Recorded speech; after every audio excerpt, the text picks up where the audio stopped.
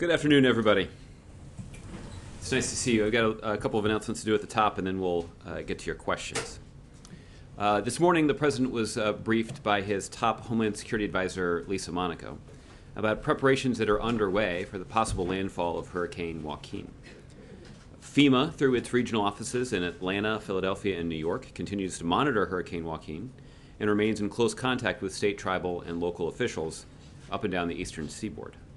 Although there have been no requests for federal Stafford Act assistance, FEMA continues to stand ready to assist states and tribes as needed and as requested.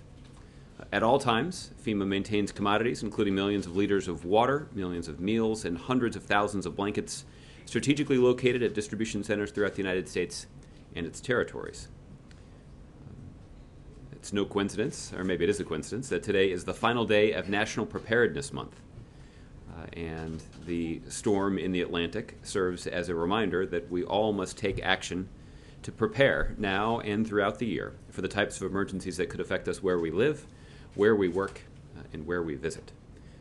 In any emergency, it's always important to follow the instructions provided by state, local, tribal, and territorial emergency management officials. FEMA encourages all Americans to visit ready.gov or listo.gov to learn more about how to be prepared and how to protect your families during emergencies. That seems particularly important today for those of us that live in the Mid-Atlantic. And as we're talking about emergency response, it seems also appropriate that we would have in our thoughts and prayers our first responders. And on Sunday, October 4th, this coming Sunday, the President will travel to Emmitsburg, Maryland, to deliver remarks at the 34th National Fallen Firefighters Memorial Service. The President will honor 84 heroic firefighters who died in the line of duty in 2014, and 3 other firefighters who died in previous years. The President looks forward to thanking our nation's firefighters for the extraordinary courage they display every day, particularly during these challenging times as communities across the western United States combat the recent outbreak of wildfires that we've seen there. We'll have additional details about the President's trip to Emmitsburg and his participation in that solemn event in the days ahead. So, with all that, Josh, let's go to your questions. Thanks, Josh. Some foreign policy topics for you today. Okay. Does the U.S. know who Russia is targeting with airstrikes in Syria at the moment? Josh, the Department of Defense is obviously reviewing the ongoing Russian military activity inside of Syria. You'll recall that when President Obama and President Putin had the opportunity to meet just 2 days ago, both presidents agreed that it was a priority for both countries that tactical, practical conversations between our militaries take place to ensure that our military activities inside of Syria are properly deconflicted. That continues to be a priority. The U.S. military officials have been in touch with their Russian counterparts already to set up those discussions. But Russia says they're going after ISIS. We see reports coming from the region that other groups are being struck, including Nusra and even a U.S.-backed rebel group, which would, at least the way you've described it in the past, mark a larger effort by Putin to try and shore up Assad's government, not to simply go after extremists like the Islamic State that we share a mutual goal of ousting. So what do you make of the fact that it seems like they're bombing in areas that are not necessarily ISIS held and could be expanding this military operation to really try and shore up the Assad regime? Well, the Department of Defense is going to take a look at the Russian military activities there, and it's too early for me to say exactly what targets they were aiming at and what targets were eventually hit. I guess, do you take Putin at his word that he's only going after the Islamic State? Well, the Department of Defense will take a look at the Russian military activities in Syria and may have more information to share about that in the days ahead. Your question, though, does raise, I think, something that warrants mentioning here at the outset, which is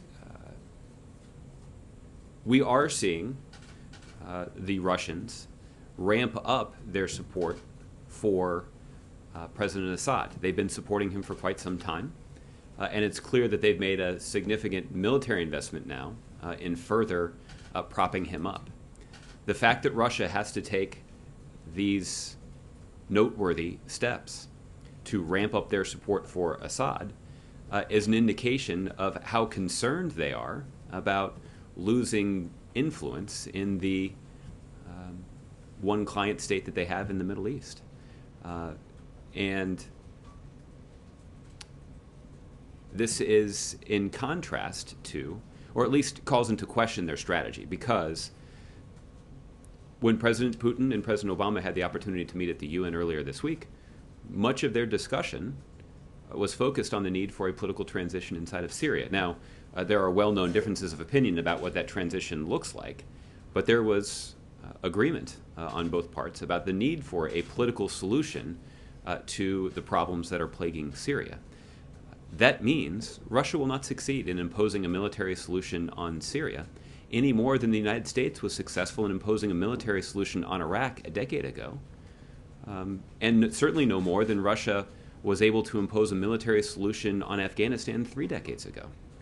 So this goes to the case that the President made in his speech at the UN on Monday, which is that to confront these significant global challenges, nations around the world can exercise strength and exercise influence by being part of a large international effort to address those challenges. That's precisely what the United States is doing inside of Syria. The President is leading a coalition of now 65 countries that are implementing an integrated strategy that includes a robust military effort, but also includes efforts to try to counter ISIL's online radicalization efforts, shut down the flow of foreign fighters, engage in efforts to counter their financing efforts, and that is part of that is the most effective way for the United States to lead the international community. It's also the most effective way for us to advance U.S. interests in the region and around the world. It also is the most effective way for us to eventually arrive at the kind of solution to the significant problems that are plaguing that war-torn country. In Afghanistan, amid new setback in Kunduz, military commanders from the U.S. are recommending that they'd like to see additional troops remain in Afghanistan beyond that small presence at the embassy that we've talked about in the past. Does the President agree with those recommendations, and is that something that he's actively considering? Well, Josh, let me start by saying that the United States continues to monitor efforts by the Afghan National Defense and Security Forces to retake Kunduz. U.S. and coalition forces are providing advisory support and have conducted a limited number of airstrikes, primarily for the purposes of force protection. The United States will continue to work closely with President Ghani, the rest of the Afghan government, and our international partners to ensure that Afghan forces have the capabilities and training necessary to preserve the gains that have been made by the Afghans and the international community over the last 13 years. When it comes to policy decisions, I think I don't have a lot of news to make in this regard. But there are two observations that I have. The first is that the President, when announcing these decisions in the past, when it comes to our military commitment to Afghanistan, has routinely noted that the conditions on the ground influence that policy process. And so I would expect that would continue, that would be the case in this circumstance as well. At the same time, we have always warned against the inclination to essentially make snap decisions on policy almost literally overnight. And so that's why we're going to continue to monitor the efforts by the Afghan government and Afghan security forces to retake Kunduz. And that will factor into a longer-term assessment of the conditions on the ground, which will influence longer-term policy decisions that the President will have to make. Has the President received those recommendations from commanders in any kind of a formal way as of this time? Well, I don't have any update for you in terms of the kind of communication between the Commander-in-Chief and the commanders on the ground. But as you know, Josh, the President does receive regular briefings and regular updates from his military commanders through the chain of command, and that certainly will continue. And at the United Nations today, Palestinian President Abbas said he's no longer bound by agreements with Israel.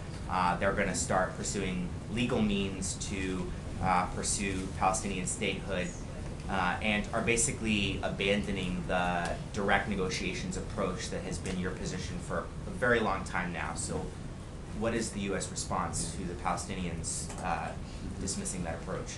Well, I believe that Prime Minister Abbas was speaking, or President Abbas was speaking right as I walked out here. So I don't have any direct response to what he has said. I will just say as a general matter that the United States has long been and continues today to be committed to achieving peace that the Palestinians and Israelis deserve. And we've described the resolution of this conflict as a two-state solution that results in two states for two peoples, with a sovereign, viable, and independent Palestinian state, living side by side in peace and security with a Jewish and democratic Israel. That's been our position for quite some time, and that continues to be our position today. Okay. Julia. Thanks, Josh. Going back to Russia's involvement in Syria, you just told Josh that the Defense Department is reviewing those actions. Mm-hmm. The Deputy Defense Secretary told lawmakers on the Hill today that Russia's move was alarming and aggressive and had come before discussions that they were promised to have on deconflicting. Is that same level of surprise being shared by the White House? I didn't see those particular comments. I think what is clear is that we have known for quite some time, and when I say we, I'm including all of you, because we've had active public discussions in here about the significant deployment of military assets and personnel by the Russians into Syria. So I don't think it's particularly surprising that that Russia is using those new military capabilities, particularly in light of their long-standing efforts to prop up the Assad regime, and in light of the continuing weakness of the Assad regime in terms of their ability to control territory inside that country. The Russians felt that they need to ramp up their efforts. And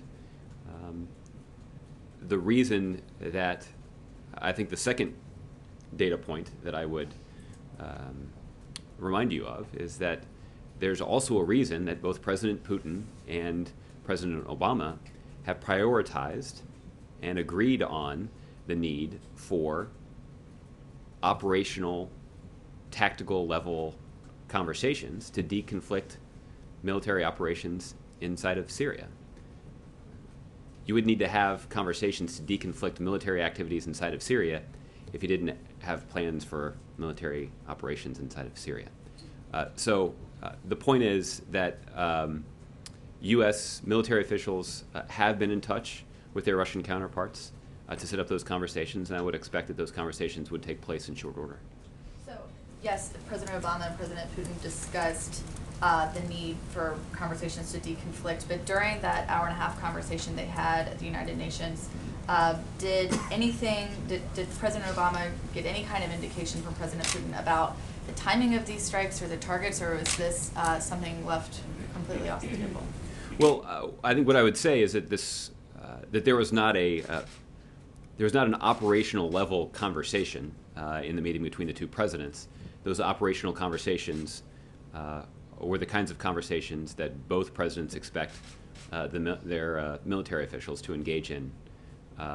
And like I said, the United States has been in touch with Russian military officials to begin those tactical, practical level conversations to ensure that our military activities and Russian military activities are properly deconflicted.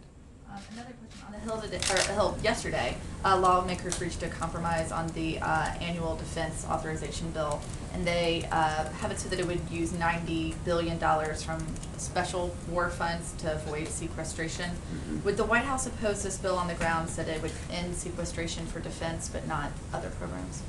Well, I think that we would oppose the bill for the reasons that you have described.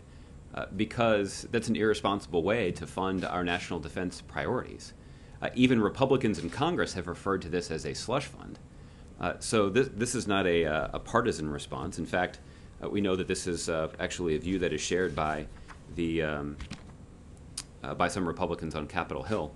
I'd also point to you, direct you to the statement that was released by the ranking member of the Senate Armed Services Committee, Jack Reed, a West Point graduate from Rhode Island. And according to his news release, he said, quote, "There are many needed reforms in the committee conference report, but the use of emergency war funds does not realistically provide for the long-term support of our forces." Senator Reed continued saying, "I cannot sign this conference report because it fails to responsibly fix the sequester and provide our troops with the support that they deserve." The position that's articulated by Senator Reed is the position that President Obama has advocated as well. That's why if the president got this bill, he'd veto it. Okay, thank you. Okay, let's move around. Justin. Just a quick one on Russia. Based on your language, is it fair to say that the U.S. wasn't given or didn't have any of these deconflicting conversations or conversations about coordination before the airstrikes began? It is fair to say that U.S. officials had already been in touch with their Russian counterparts to set up those meetings. But it is accurate to say that those deconfliction conversations have not yet occurred, but I would expect that they will begin in short order. And when those conversations start, this is merely going to be Russia or the U.S. saying, we plan to act in this area, so keep your military interests out and safe? Or will there be any sort of coordination of efforts between the U.S. and Russia? Well, I think it's hard to prejudge at this point exactly what those conversations look like, other than that they will abide by the description that I have used here for a couple of weeks now, that these will be tactical, practical level conversations. We have long said that we would welcome constructive Russian contributions to our counter-ISIL campaign. So I certainly wouldn't rule out any coordination. We would welcome Russian coordination, but the purpose of the conversations is to ensure that our military activities and the military activities of our coalition partners are effectively and safely deconflicted from any military operations that the Russians may be planning. I wanted to shift over to the budget. There was some reports from Capitol Hill yesterday that the president had spoken to leaders from both parties about the possibility of a longer-term budget deal that could happen over the next month before Speaker Boehner leaves. I'm wondering if you could talk, kind of detail in the conversations, what your guys' goals for those talks are, what the parameters of the deal that you guys and the congressional leaders are looking for. Well, the kinds of conversations that we are interested in having are conversations that prevent a government shutdown and conversations that ensure that our national security and economic priorities are adequately funded, which means that Congress needs to arrive at the kind of bipartisan budget agreement that was reached by Senator Murray and Chairman Paul Ryan from the House that essentially raised the sequester caps to ensure that those priorities were adequately funded. Now, what the president has made clear at every turn is something that I've made clear. What the president has made clear at every turn in his private conversations is something that you've heard me say many times in public, which is that Republicans have not succeeded and will not succeed in passing budget legislation strictly along party lines. They've tried that countless times now. It doesn't work. They don't have enough unity within the Republican caucus to advance legislation like that. And I think that's even evident when you take a look at the vote that we expect to see in the House of Representatives for a clean CR to prevent a government shutdown. Hopefully that will happen today. So what that means is it means that Republicans are going to need to work with Democrats in Congress to pass compromise legislation. And that's why we have insisted at every turn that if Republicans in Congress are interested in negotiations, then they should walk over to Senator Reed's office and to Leader Pelosi's office and accept their invitation to engage in bipartisan negotiations. Any effort to circumvent Senator Reed and Leader Pelosi will ultimately fail because Republicans are going to need the support of Democrats in the House and the Senate in order to pass this legislation. Well, I mean, on that point specifically, it doesn't seem the Republicans don't want to negotiate with Democrats. They want to negotiate with the president directly. And so I'm wondering if you could... The president's not the leader of the House of Representatives, and the president, he's certainly not the leader of the Senate either.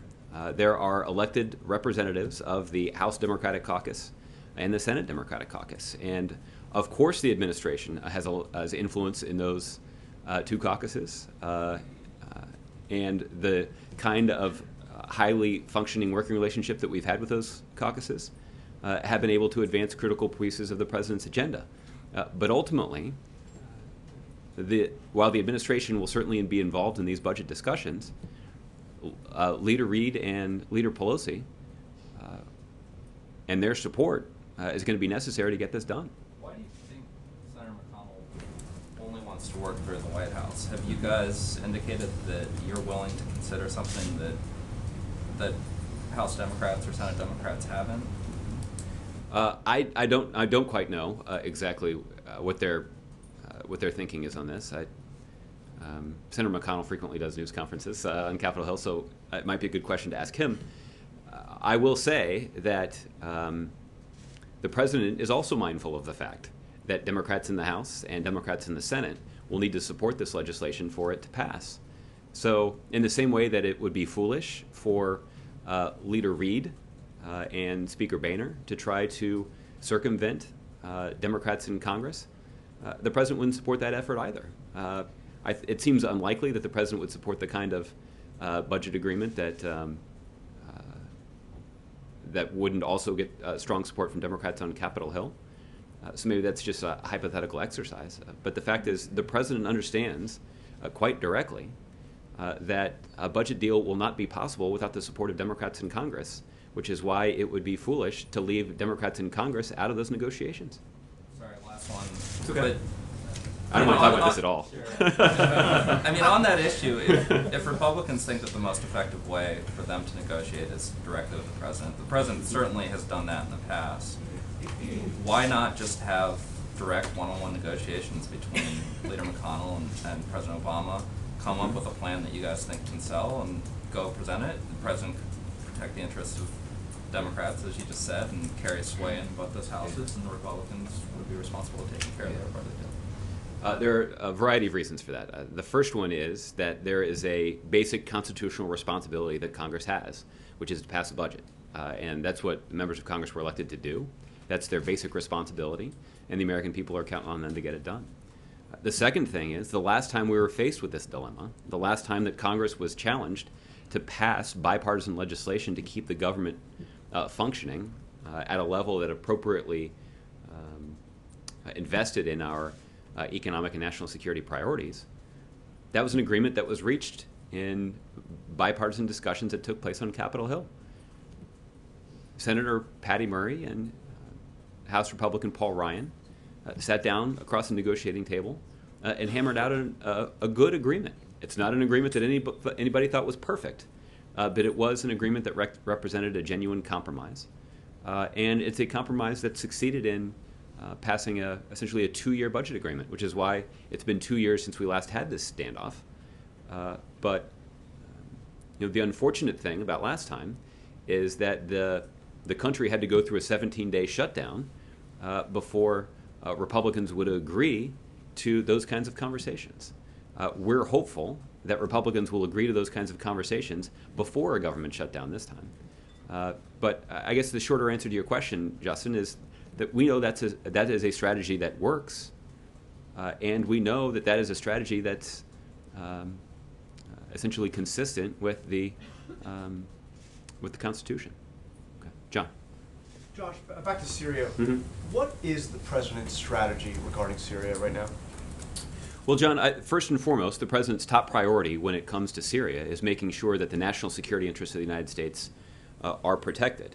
And that has involved the use of military force by the United States against extremists that are operating inside of Syria. So you've seen recent announcements from the Pentagon about Haji Mutaz, who's an ISIL, leading ISIL operational figure who was killed in a U.S. military airstrike inside of Syria last month. The Department of Defense reported earlier this month that a U.S. Airstrike in Syria over the summer led to the death of David Drujan. He was an extremist not affiliated with ISIL, but an extremist who was actively engaged in leading efforts to strike the United States and the West. And we've talked quite a bit about the U.S. military operation that the president ordered inside of Syria against Abu Sayyaf that resulted in the death of that leading ISIL official and the exploitation of some intelligence material that was located there. There are a list of other extremists and other ISIL leaders that we can go through, but that is the top priority. The second priority has been the effort that's been made by the United States and our coalition partners to back the efforts of opposition fighters that are on the ground inside of Syria. So these are fighters like Syrian Kurds, Syrian Arabs, even some Turkmen fighters inside of Syria that have had some success in pushing back ISIL. So the president, you'll recall, earlier this year made a decision to resupply Kurdish fighters in Kobani who were under siege from ISIL fighters. Because they were resupplied, those Kurdish fighters did mount an offensive against ISIL fighters and drove them out of Kobani and actually drove them out of a large swath of northern and northeastern Syria. So there have been elements of that strategy that have been successful against ISIL. But ultimately, despite that important military activity that is critical to protecting the basic fundamental national security interests of the United States, the president is keenly aware of the fact that there's no military solution that can be imposed by Russia or anybody else onto Syria, and that the root of this problem can only be solved with the kind of political transition that results in President Assad leaving power. Okay, so you've listed some priorities, and you've listed some operations that have taken place. But let's try it again. Just give me, in short, what is our strategy in Syria? Well, our strategy, first and foremost, is to protect the basic core national security interests of the United States, and that basically means preventing extremists like ISIL but other groups who may be trying to capitalize on the chaos inside of Syria to establish a safe haven that can be used to plot and carry out strikes against the United States or our allies. So that is the overriding priority. What the president has also made clear is that we're not going to commit U.S. military personnel to a drawn-out offensive ground operation against ISIL or anybody else inside of Syria. So that said, we are going to need ground fighters inside of Syria, and there have been a couple of ways that we've tried to build that effort. One way has been this Department of Defense train and equip operation. That is, we've been pretty blunt about the fact that that hasn't worked out very well so far. The Department of Defense is considering some changes to that program that could improve the results. What has been more successful, significantly more successful than that, is the support of the United States and our coalition partners for those Kurdish, Arab, and Turkmen fighters inside of Syria that have had some success in driving ISIL out of some parts of Syria. We've also been able to enlist the support of other U.S. allies, including Turkey, in an effort to try to close the border between Turkey and Syria. This is a border that stretches some 500 or 600 miles. There's now a very narrow corridor that ISIL is operating in to get access to the border that's only about 60 miles wide. So we've got some more work to do, but we're enlisting our allies in that effort. But ultimately, the root solution here to this problem is a political transition that results in President Assad leaving power. But given the failure of our efforts to train and equip a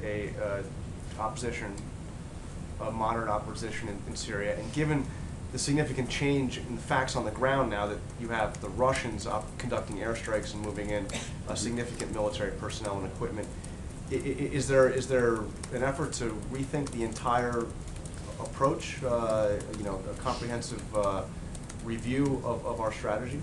I would not describe it that way. When it comes to opposition fighters, I have routinely conceded, and I would do once again, that our training and equip operation has not performed well. And failure. I mean, 4 or 5.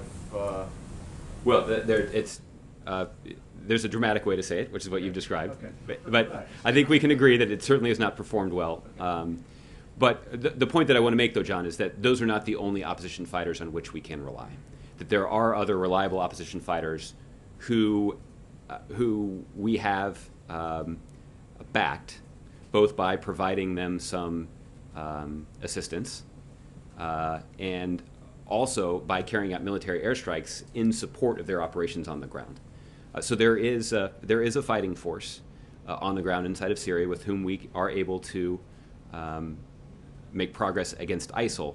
But the reason that we have considered this training and equip operations is because we'd like to see more of those fighters. And that's why the Department of Defense is considering changes to that program that would improve its performance.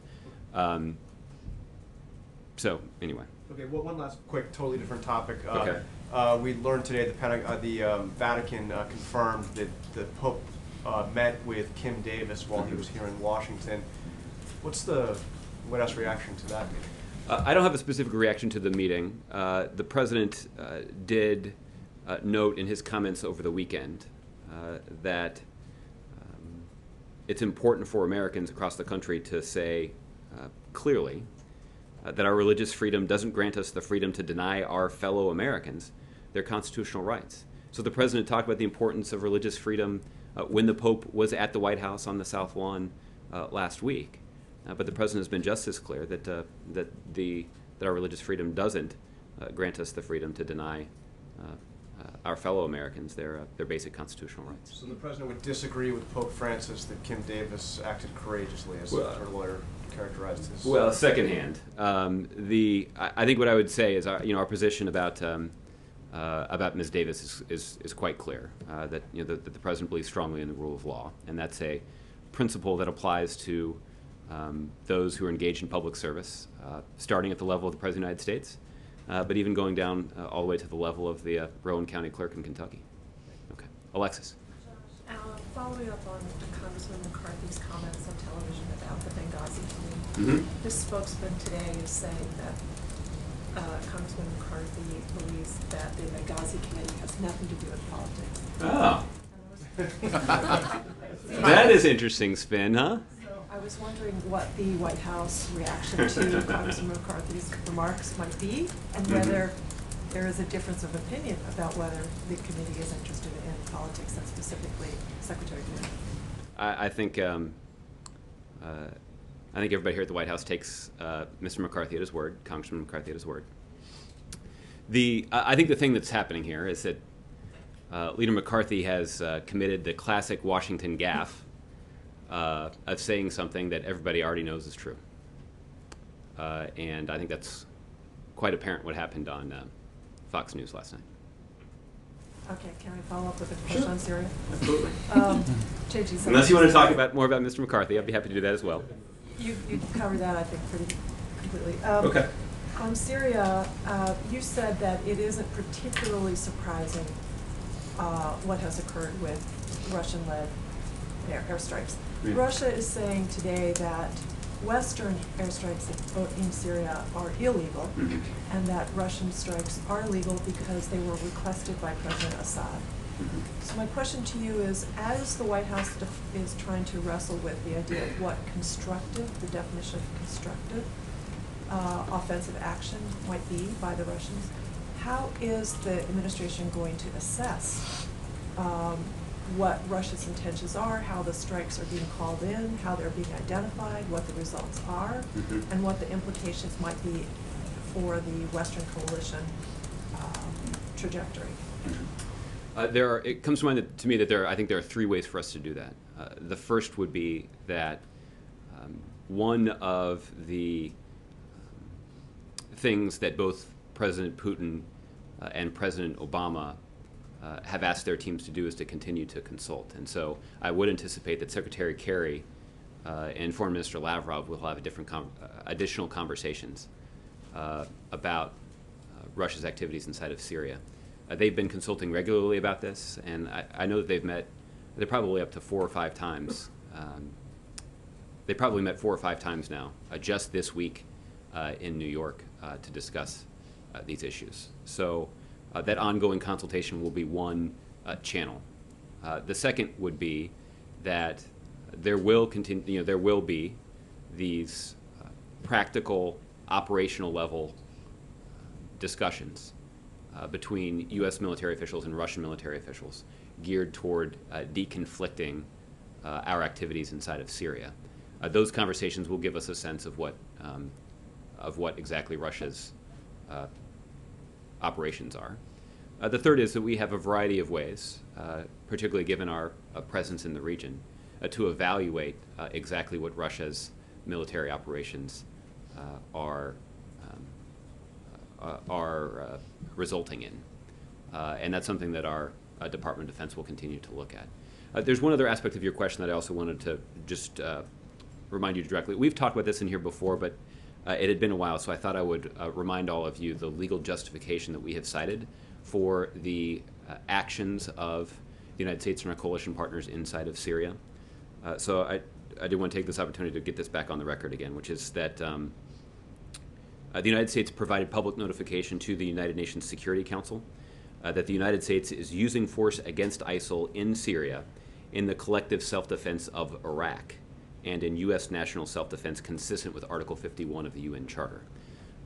And it was probably, it may have been even a year since we talked about this, but the concern that we have long had, and I think it was, this was a concern that was justified, is that ISIL would use the chaos inside of Syria to establish a safe haven and then use that safe haven inside of Syria to expand their operations into Iraq. And that's what we saw that they did in the summer of 2014. And that is what has precipitated the kind of action that the United States military and our coalition partners have taken inside of Syria. And that's entirely consistent with Article 51 of the United Nations Charter. Would the coalition, the U.S.-led coalition, if it differs dramatically with the Russians over choice of targeting, what the aims are, the strategy, is the UN then the body that the United States and Russia would disagree together, would appeal to the UN based on what you just were reminding us? Well, I think the kinds of practical operational discussions that would take place between U.S. military officials and Russian military officials would be geared toward preventing the circumstance that you just presented. And that's why both President Putin and President Obama have acknowledged that those kinds of deconfliction conversations are a priority. And it's why I would expect those conversations to take place in short order. I don't think there's any indication that either side believes that that kind of conflict would be in the interests of either country. Just remind us, because of Jen Stoltenberg's comments about this in the last few days, is NATO involved in those deconflicting discussions? Does NATO play a role? Not that I'm aware of, but you might check with the Department of Defense. My understanding, based on the conversation between President Putin and President Obama, is that those deconfliction talks would take place between U.S. Military officials and Russian U.S. and Russian military officials bilaterally at an operational tactical level. Okay, Michelle. Hi. A senior administration official told CNN today that what Russia is doing seems to have no strategic purpose against ISIS. And it looks like they're hitting just groups that are opposed to Assad. And this is proof that their focus is not ISIS. Is that not consistent with what you're saying? And if so, how is that going to affect what the coalition is trying to do there? Well, that's not something I'm prepared to say at this point, because the Russian military activity inside of Syria is something that the Department of Defense is closely reviewing. So it's possible that source was at the Defense Department and may have access to more information, at least more immediately than I do. These operations have only been taking place for a few hours now. So that analysis is underway at the Department of Defense. And the priority that we have right now is trying to get those tactical level conversations to deconflict Russia's military activities with the U.S. and coalition military activities. Russia shares that priority, and U.S. military officials have already been in touch with their counterparts to try to arrange those talks, and I would anticipate those talks will take place in short order. Yeah, but if that's a shared priority, if that were true, wouldn't that mean that they would have these conversations before they start airstrikes? And isn't that an indication that they're not as committed to that kind of communication being a priority? Well, I think the way that we'll eventually be able to tell this is how serious Russia actually is in participating in these discussions. And based on the conversation between the two presidents, and based on the conversations that have already taken place between U.S. and Russian military officials to try to arrange those talks, and based on the pretty obvious observation that it's hard to see how Russia would benefit from their activities coming into direct conflict with U.S. and coalition military activities, I think we can have some confidence that they'll engage in that process seriously. But we'll see. But the fact that they haven't started that process, which was agreed to in this rare high-level meeting, doesn't this indicate that they're not that serious if they didn't have that contact before they actually began? Well, there was contact between U.S. and Russian officials to set up those conversations, but those conversations haven't begun yet. But I would anticipate that they'll take place in short order. Look, if we find that the Russians don't participate in those talks, or if Russia is less than cooperative in participating in those talks, then I think that we would have grounds to raise some questions about how serious they take this this matter. But at this point, I think it's too early to reach that assessment. Based on what President Putin has said both publicly and privately, I think, and based on the obvious strategic calculation that I think is evident from the facts on the ground, it's in everybody's interest here for these deconfliction talks to occur. Well, we know that U.S., based on the press release that went out, that U.S. airstrikes are continuing as planned. So we know That's that correct. obviously even without this communication going on, we know that there's no risk of these two operations getting in the way of each other. So we know that the Russians don't see the U.S. prioritized targets as their targets. And after the bilateral meeting, we heard Ben Rhodes say that it seems that the Russians are focused on ISIS. But knowing what another administration official said just today, and knowing that what they're doing is in no way related or at risk with what the coalition is doing, does that change your view that they are focused on ISIS, or does that raise serious questions? Well, I think at this point it's well. Let me say a couple of things. The other thing that the two presidents agreed upon in their discussions at the UN on Monday was the risk that ISIL poses to U.S. interests, to Russian interests, not just in the region but around the world. Both countries share that priority, so the question, though, is what can we discern about Russia's military strategy?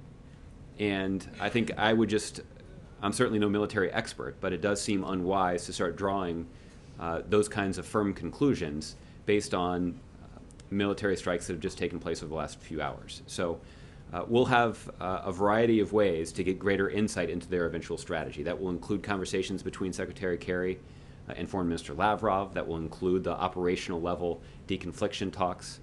And it will include the Department of Defense's analysis about exactly what targets Russia has hit and what the result of those strikes has been. But the fact that no one is saying they seem to be hitting anything to do with ISIS, does that not bother you? I'm just saying that there are our experts who are taking a close look at this, and it's too early for me to share any conclusions with you at this point. The Department of Defense, if they have greater analysis, I'm sure they'll share it with you. Okay. Mark. Josh, putting aside the question of exactly what was targeted today, Yeah. did the President or has anyone on the U.S. side said to President Putin or others in the Russian government, we are arming, we are backing some groups in Syria, do not target them? Have you issued that warning? Well, I think that is that would be part of the kind of well, let me say a couple things. I can't account for all of the conversations, and certainly would refer you to the State Department for a little more texture about the conversations between Secretary Kerry and Foreign Minister Lavrov. President Putin and the Russians are keenly aware of the strategy that I described to John earlier in this briefing, which is that the United States recognizes that boots on the ground will be required to stabilize the situation inside of Syria and ultimately to root out ISIL. The President's made clear that those will not be U.S. boots on the ground. And I think we've seen some indications from the Russians that they're reluctant to put Russian boots on the ground. They are aware of the fact that the United States has made some progress against ISIL by relying on other opposition forces inside of Syria. I think the other thing that bears mentioning is that President Putin, in the context of his meeting with President Obama, noted the importance of a political transition inside of Syria. Now, he's not willing to make the same commitment that we are, or the same observation, frankly, that we have, that President Assad has lost legitimacy to lead. But implicit even in President Putin's description of the need for a political transition is the need for some kind of functioning opposition. That you can't really have a political transition in which the politics don't change. So I think President Putin understands that at some level there's going to have to be more of a political contribution from the opposition inside of Syria. And that's why the United States has worked hard both to build up the capacity of the military capacity of the moderate Syrian opposition inside of Syria, but also worked to support the UN-led talks to facilitate conversations between the Assad regime, representatives of the Assad regime, and moderate Syrian opposition. Right. You're not able to say that there has, with any certainty, that there was a warning issued to the Russians, do not touch this moderate opposition that we are supplying and backing and training? Well, what I'm willing to say is that there was not this kind of operational level discussion between President Obama and President Putin. It was, as you would expect from two commanders-in-chief, it was a relatively high-level conversation. But certainly when it comes to deconflicting our efforts, that would include making sure that that Russia is not taking military strikes against U.S. military forces or other forces that are advancing the same goal that we are in coordination with our coalition. So the U.S. would take a dim view of any attacks that targeted groups that U.S. equipment is being used by and that we're training and supplying, whether or not they're operating against ISIL, because some of them are also operating against the Syrian regime? Well, I think it is, well, let me try to say it this way. We have sought a Russian contribution to our counter-ISIL campaign that's constructive. There are 65 nations that have worked with the United States to advance our strategy inside of Syria. That includes backing opposition forces on the ground. There are a variety of ways that those forces can be helped. In some cases, that is providing some military air support. In other cases, that is providing them some military assistance. In some cases, it's even providing assistance like MREs and medical equipment that can be useful to fighters on the battlefield. And the United States has provided, I believe the last tally is about $400 million in that kind of assistance to Syrian opposition fighters. And we certainly wouldn't want Russian military operations to come into conflict with that ongoing effort, which is why both President Obama and President Putin have placed a priority on deconfliction talks. Okay. Bob. Just a quick follow-up to that. In his newfound zeal to fight Islamic State, did Putin suggest to the president that maybe the U.S. and its coalition partners should, I don't know if maybe there's a better word, but stand down on the airstrikes in Syria? It kind of let us handle this attitude in the meeting? The focus of their conversations with regard to our ongoing military operations and their planned military operations was the need for ensuring that those operations were properly deconflicted. And both President Obama and President Putin placed a priority on those talks taking place at an operational level. And shortly after that meeting concluded, U.S. officials were in touch with their Russian counterparts to begin arranging that meeting. Those talks haven't occurred yet, but I would expect they would occur in short order. There was no suggestion, let us handle this? Well, no, there's no specific request like that. Nadia. George, can you confirm that a Russian commander informed the U.S. military in Iraq that the strike is going to take place within an hour? And do you think this is appropriate, considering that both Secretary Kerry and Mr. Lavrov are in the same city, most likely in the same building? And do you think that's a slap in the face? And why don't you take it seriously? Well, first let me say I believe that the State Department has confirmed some version of that notification. So I'd refer you to them for the details. The second is I don't know exactly what time that took place, but based on the way that I learned about this, I suspect that took place overnight. So I don't think it would be accurate to say that both Secretary Kerry and Foreign Minister Lavrov were inside the same building at the same time. Presumably they were both asleep. Oh. Sure. But I take your point, and so that gets me to the point that I would want to make, which is simply that beginning these military-to-military conversations about deconflicting our activities is important, and the kind of notification that you've just described is obviously not the most efficient way for us to ensure that our military activities are deconflicted, and that's why both presidents have ordered military officials in their countries to coordinate at an operational level to more formally ensure that those operations are deconflicted. Senator McCain had a blistering attack on the administration this morning. Must be David Ensign why. Using your being weak, abdicating the leadership, etc. He said that you invited President Putin to the Middle East, first time to come back in full force since the 70s after Sadat kicked him out of Egypt. Does this alarm you? Does this cause you to look back at the strategy once again from your answer to John of revisiting what exactly that you wanted to do in Syria? The short answer to your question is no. The longer answer to your question is to observe that Russia has treated Syria as a client state for quite some time now. 5 years ago, that client state was pretty stable. And right now, it's a client state that is in utter chaos, where the leader that they have propped up for years is losing his grip on power. And I think that's a pretty clear indication that Russia is not flexing its muscles when it comes to Syria. Right now, they are trying to prop up an investment that's about to go south. And we've made clear that any sort of effort to double down on their support for the Assad regime is a losing bet. So I think that's the first observation. The second thing that I would say is that we would welcome a constructive Russian contribution to the counter-ISIL campaign. There are clearly priorities that we share. Both the leaders of both nations recognize the threat that is posed by ISIL.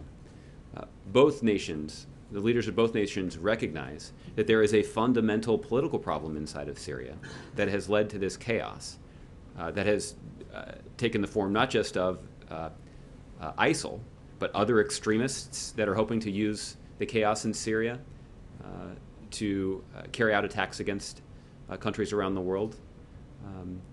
It also has precipitated a terrible humanitarian crisis and a flood of refugees fleeing violence inside of Syria. That kind of refugee movement is not in anybody's interest. So there is plenty, when it comes to our interests, that Russia and the United States should be able to find, such that Russia could be a constructive participant in our counter-ISIL campaign.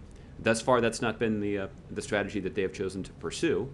If they're not going to be integrated into our broader counter-ISIL effort that includes 65 nations, then we want to make sure that any Russian military activities that are taking place inside of Syria, that are unilateral, are activities that are at least formally deconflicted with our ongoing operations on that inside of Syria. And President Putin agreed that should be done. Do you think, in your opinion, that this military strike will shift the dynamics to the degree that it might speed up or delay the political process? Again, after one day, I think it's hard to tell. What we have said is that if Russia uses its military assets inside of Syria to prop up the Assad regime, that will make a political transition more difficult. And the reason for that is simply, it's only going to ensure that the Assad regime alienates even more of the population and could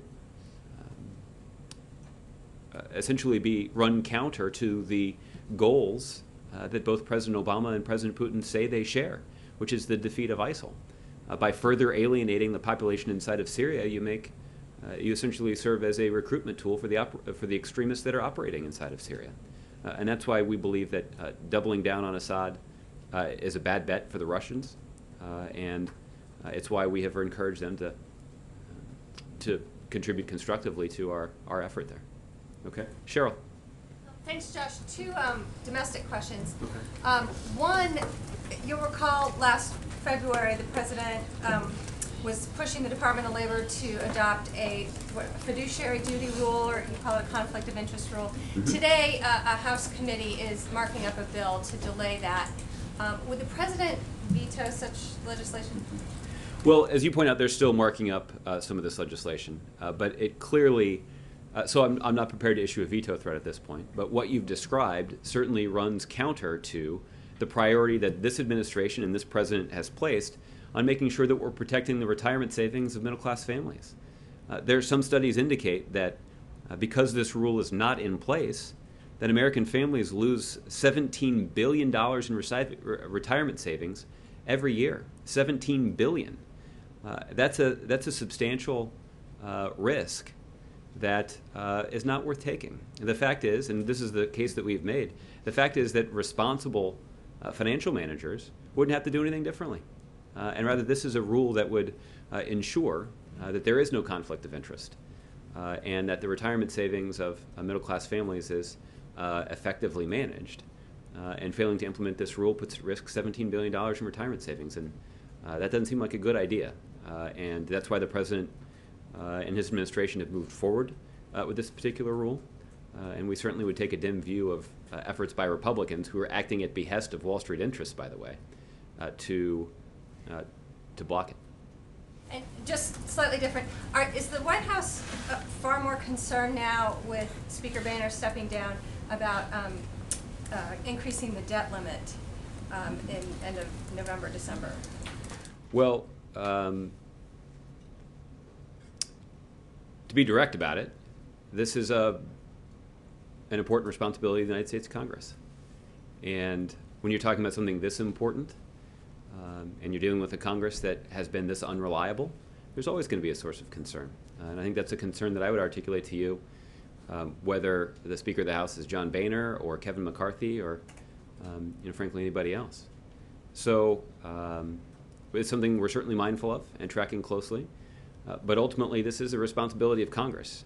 And we're hopeful that they'll do the responsible thing, that to their credit, that they've done 2 or 3 times since 2011, which has ensured that the debt limit was raised without a bunch of drama that would unnecessarily inject additional volatility into the financial markets. That certainly wouldn't be good for the economy. It wouldn't be good for middle-class families. And if Republicans in Congress focus on those priorities, then we won't have anything to worry about. So hopefully they will. Chris. Thanks, Josh. So, given that the confirmation was given by the Pentagon about what was essentially a knock on the door at the U.S. Embassy in Baghdad, and that, as we've well established, excuse me, both presidents have agreed, they looked at each other in the eye, presumably, and they agreed that it was a priority to deconflict. Was an hour's notice what President Obama had in mind when he spoke with Putin? Well, let me start by saying this, Chris, which is that there was no persuasion that was needed on either side to make deconfliction a priority. Both presidents readily acknowledged that. And so it wasn't a matter of trying to persuade one side or the other that this should be a priority. Both presidents readily agreed that because it's so clearly in the interests of both our countries to make sure that that our operations don't come into conflict there. Did President Obama take that agreement to mean 1 hour's notice? Well, I think the president took that agreement to mean that U.S. military officials would be in touch with Russian military officials to set up talks to engage in a formal process of deconflicting those operations at a formal level. The outreach has occurred to begin setting up that meeting, but those actual talks have not yet taken place. But I'm confident that they will take place in short order. Does 1 hour's notice at least violate the spirit of that conversation? Well, no, the spirit of the conversation is the construction of a more formal process where U.S. military officials and Russian military officials can engage in a regular dialogue to deconflict their activities. That's the spirit of that agreement, and that's what we expect to be set up in relatively short order. So in the meantime, given that the Russians have launched airstrikes, does the U.S. just, in the interim, I guess, trust that Russia is not going to conflict with U.S. military operations? Well, I think the Russians have made clear that they're not interested in provoking a conflict. And you trust them with that? Well, again, that's something that they have said, and that their actions thus far indicate that that's what that's what they believe.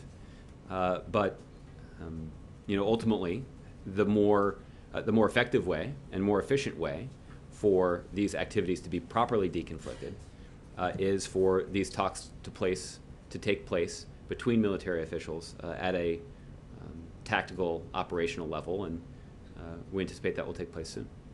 Okay, April. Josh, I want to ask you a couple of questions on a couple of different subjects.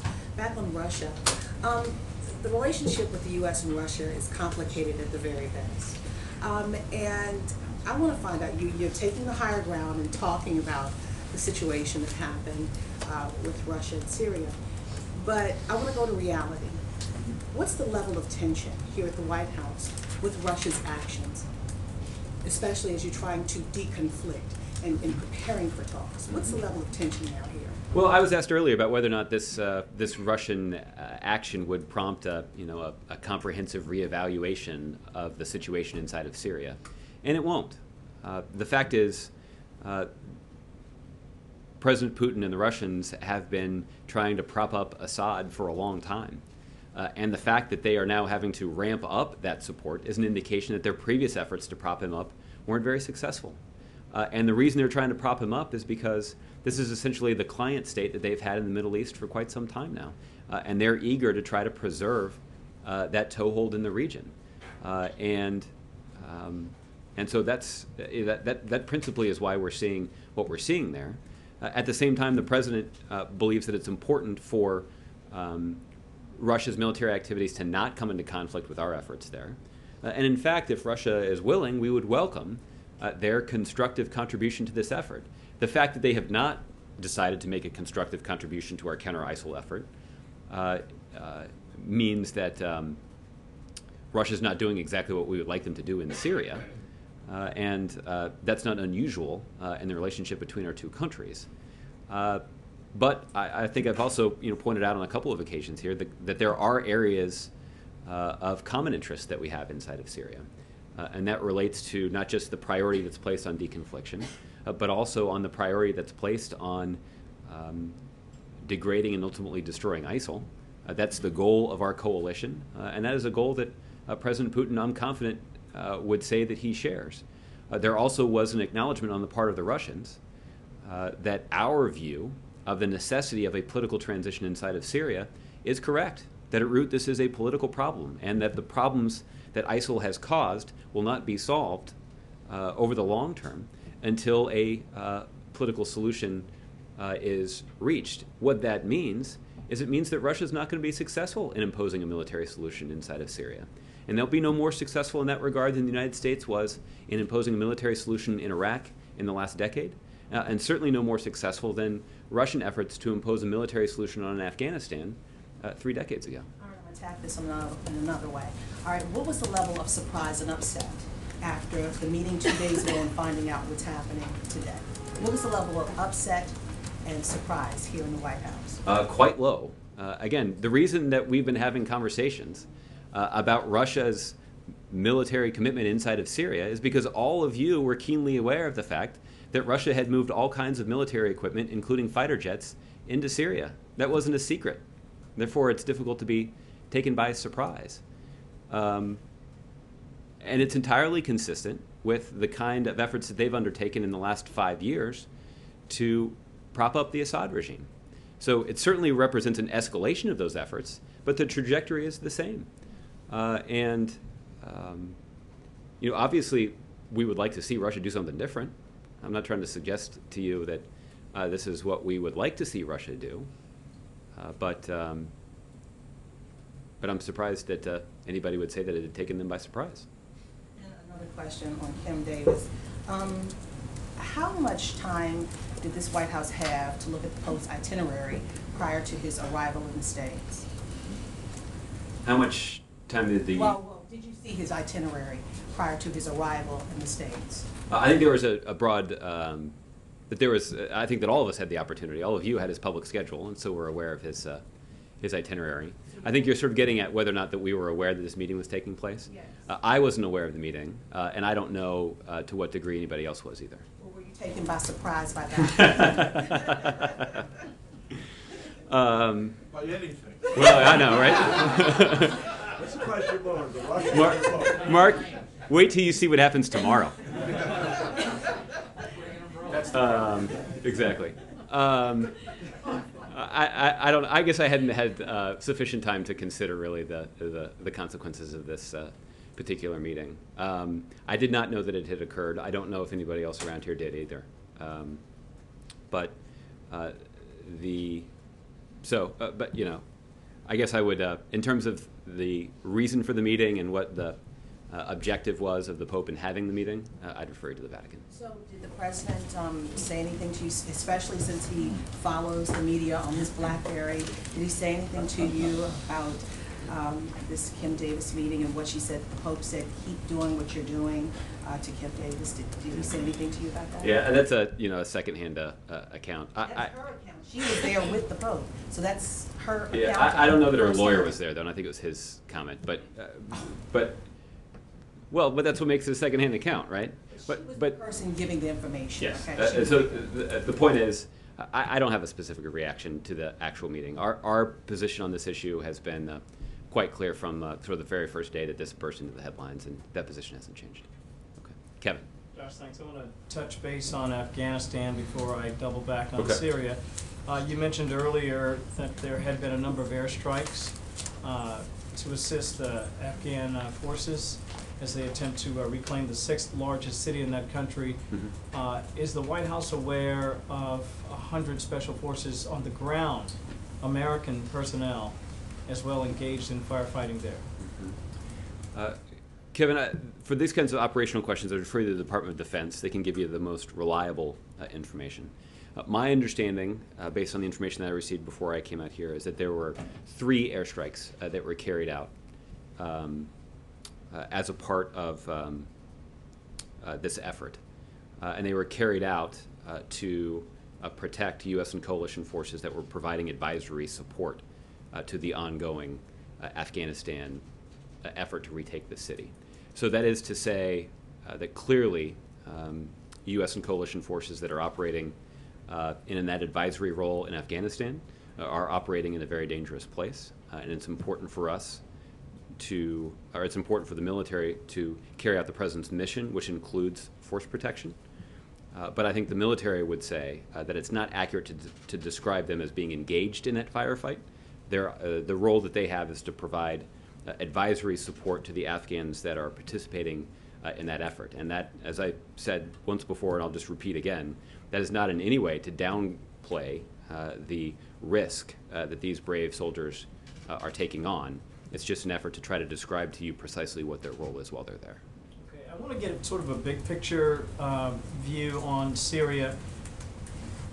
There have been people over the last couple of days in particular, Josh, that have suggested that Vladimir Putin is really running circles around the president, that strategically he is always one step ahead. In response to that, what would you say to people who feel like the president is being outwitted, out-strategized, even outsmarted by Vladimir Putin? Well, that doesn't reflect the facts. The fact of the matter is the Russians are responding from a position of weakness. They are seeing the client state that they have maintained inside of Syria progress over the course of 5 years from being a relatively stable state where they could exercise significant influence to a country that's torn apart by chaos and that risks the status of the leader that they have supported there for years. That is what has prompted Russia to ramp up their involvement there. The second thing is that Russia continues to suffer from Russia's economy continues to suffer from the kind of international isolation and economic costs that have been imposed on them as a result of their destabilizing activities inside of Ukraine. Russia, again, as a result of broader economic forces and the sanctions that the United States and our European partners have imposed on them, have led to a bunch of negative outcomes when it comes to their economy. According to the IMF, the Russian economy will contract 3 to 4% this year, and it will remain in recession into next year. That stands in stark contrast to the vast majority of the world's economies, including those that rely on energy exports, that are slated, that are projected to grow this year. Just in the last 3 years, we've seen the Russian economy plummet in size from being 1/8 the size of the U.S. economy to being 1/16 the size of the U.S. economy.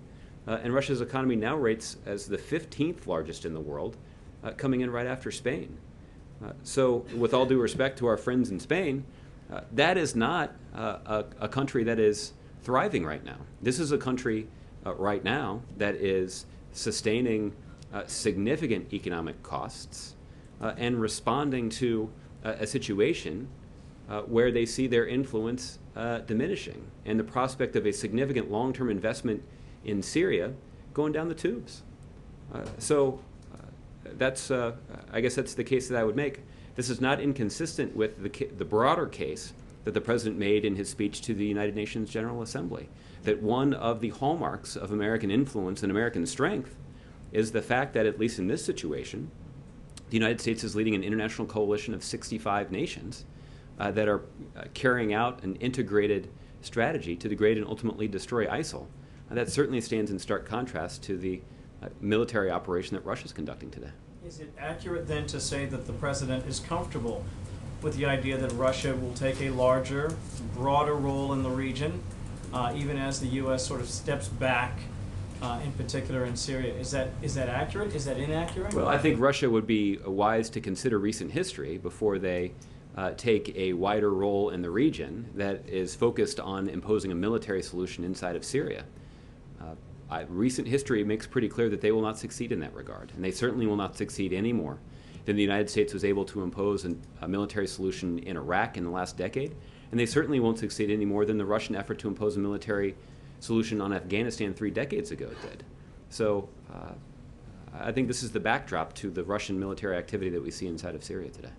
Lastly, I want to ask you about the Secret Service. I know that often we end up with news reports when things go poorly for them, and yet having come off this dramatic week where they were very busy, I'm just curious, has the President personally gone out and thanked the women and men who not only protect him but also protected a number of high-level visitors here in the last week or so? Kevin, you make an appropriate observation, which is that the men and women of the Secret Service over the last week have faced the kind of significant challenges that no law enforcement agency, well, let me say it this way.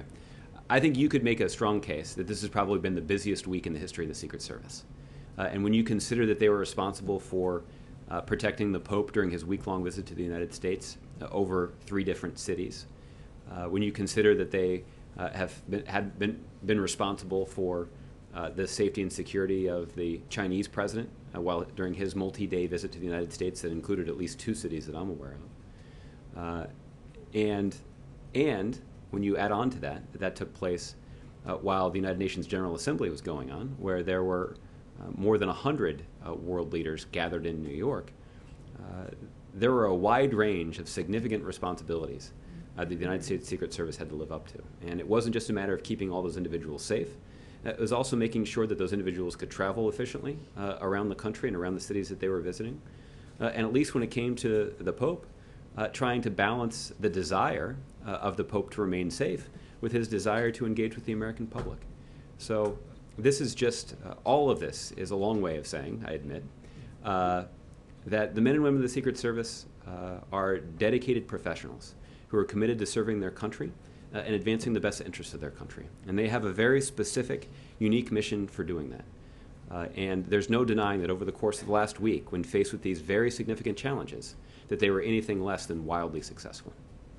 Okay. Thanks, Josh. Mark.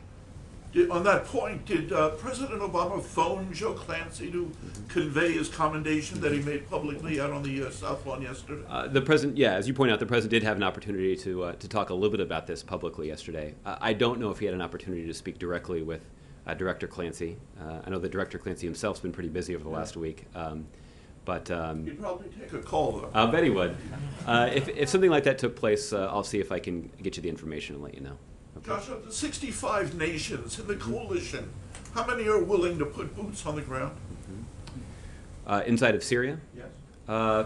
Let me check on the commitments they've made. My guess is that most of them and I think I'd even say the vast majority, if not all, have, like the United States, been unwilling to make that kind of commitment, principally because they also recognize that a military solution cannot be imposed on Syria from the outside. That rather there is a premium on backing the efforts of opposition fighters on the ground. That ultimately those opposition forces that are members of the moderate opposition essentially represent what would hopefully turn into a moderate political opposition and would sort of serve as the basis of the kind of political transition that needs to occur in that country. Do the nations sign a document explaining what their commitment will be to the coalition? There is something like this. The State Department, you recall that General Allen is a State Department employee, he's retired from the military, has been leading the effort to integrate the contributions of all of the nations who are part of this coalition.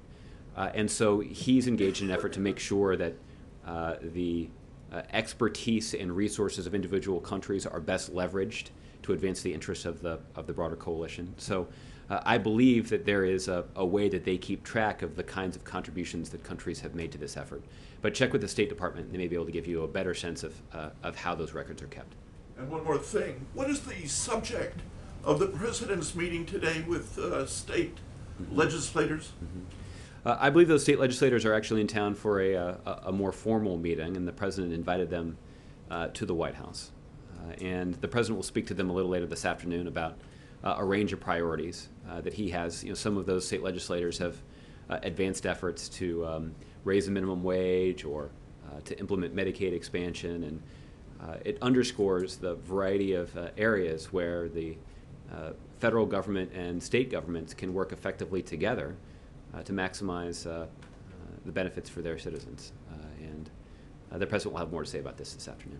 Okay, Jessica, I'll give you the last one. Russia. Okay.